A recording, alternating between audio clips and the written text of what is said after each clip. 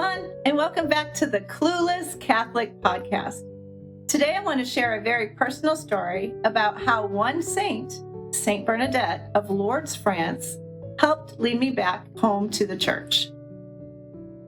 When I was a little girl, and shortly after my first communion, one of my favorite memories was spending time at my grandma's house. She introduced me to a movie called The Song of Bernadette. We would sit together on her couch and watch this beautiful old film about a young girl in Lourdes, France, who saw the Blessed Virgin Mary. Even as a child, I remember being mesmerized. Bernadette was humble, poor, and sickly, and yet she saw something that changed the world.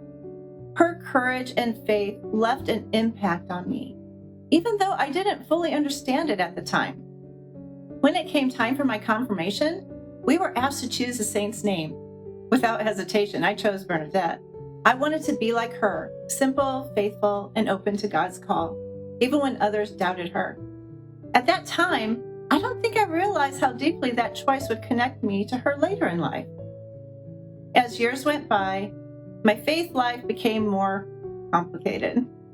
I went through seasons of searching, questioning, and feeling far away from the church. Even though I prayed from time to time, I didn't feel at home anywhere. I visited different churches and denominations, but something in me longed for the peace and mystery I remembered from childhood. And then one day, after years of searching, I came across an announcement that caught my eye. It was a Lourdes pilgrimage being offered through the St. Philip Catholic Church. I remember stopping and thinking, Lourdes, Bernadette. It felt like a little tap on the shoulder from heaven, like she was saying, come and see me. So I went to St. Philip's that Sunday, and the moment I walked through those doors, something stirred inside me. There was peace, there was presence, and in a quiet way I knew I was home. From that day forward, I began learning more about St. Bernadette, not just the movie version I remembered, but the real young woman behind it all.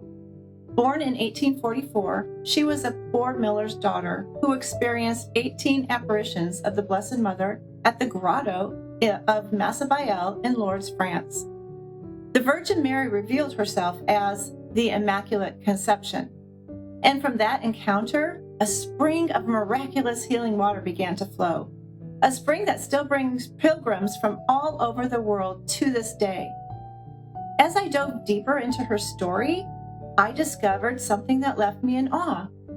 When the church began the canonization process for Saint Bernadette, her body was exhumed multiple times, and each time they found that her body had not decomposed.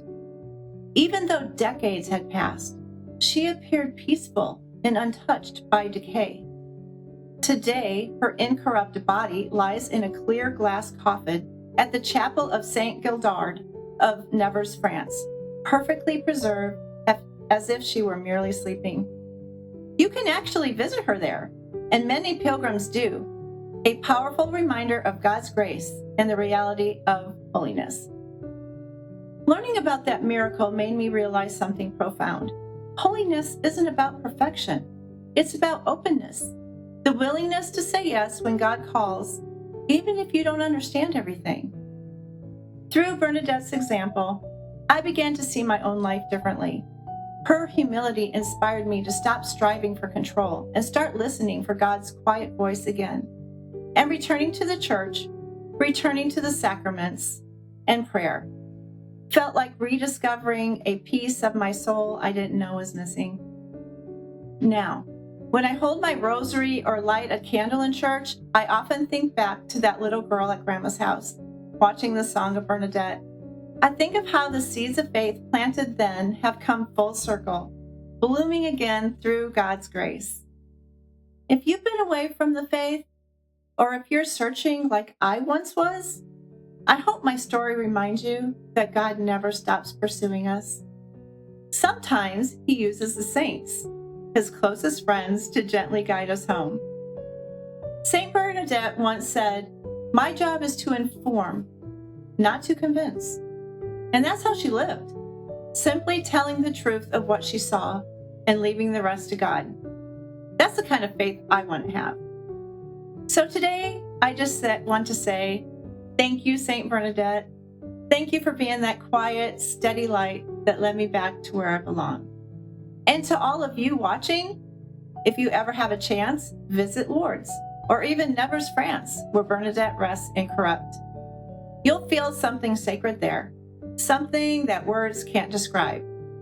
Until next time, may we all keep saying yes to God, just like Bernadette did, and may her intercession help us remain faithful, humble, and full of trust in His love. Saint Bernadette, pray for us. Thanks for watching. See you next time.